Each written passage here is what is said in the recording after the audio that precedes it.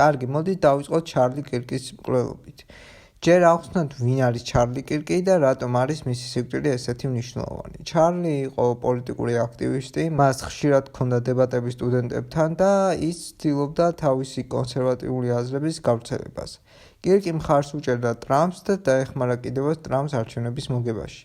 მე კირკის იდეოლოგიას არანაირად არ ვეთანხმები, ბევრ რამეში არ ვეთანხმები და მინდა ცალკე ვიდეო მივუწყდა კირკს და მისი დებატები გავაანალიზო, მაგრამ როგორც მე მაქვს ჩემი აზრის გამოხატვის უფლება, ასევე კირკსაც ჰქონდა იგივე უფლება.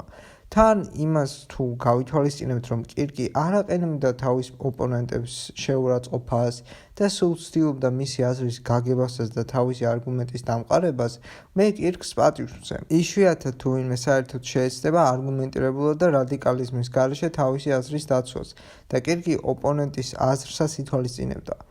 ვიმეორებ, მე არ ვეთანხმები კირკს ბევრ რამეში, მაგალითად მისი უკანასკნელი დებატი ეხებოდა იარაღის ტარების ლეგალიზაციას და როგორც იცით, ამერიკაში იარაღის ყიდვა და ტარება აბსოლუტურად ლეგალურია და კირკი ზუსტადაც თავისი პროპაგანდის მსხვერპლი გახდა. მაგრამ მე ვერ დავუკარგავ კირკს იმ ყველაფერს, რასაც აკეთებდა. ზუსტადაც კირკის დამსახურებაა, რომ ეხლა ვცდილობ ჩემი დებატების მოწყობას ჩემ Discord სერვერზე, სადაც მინდა ვიდებატო განსხვავებული იდეოლოგიის ხალხთან, რომ მათ აზრი შევაცვლევინო, ან პირიქით მე შევიცვალო აზრი.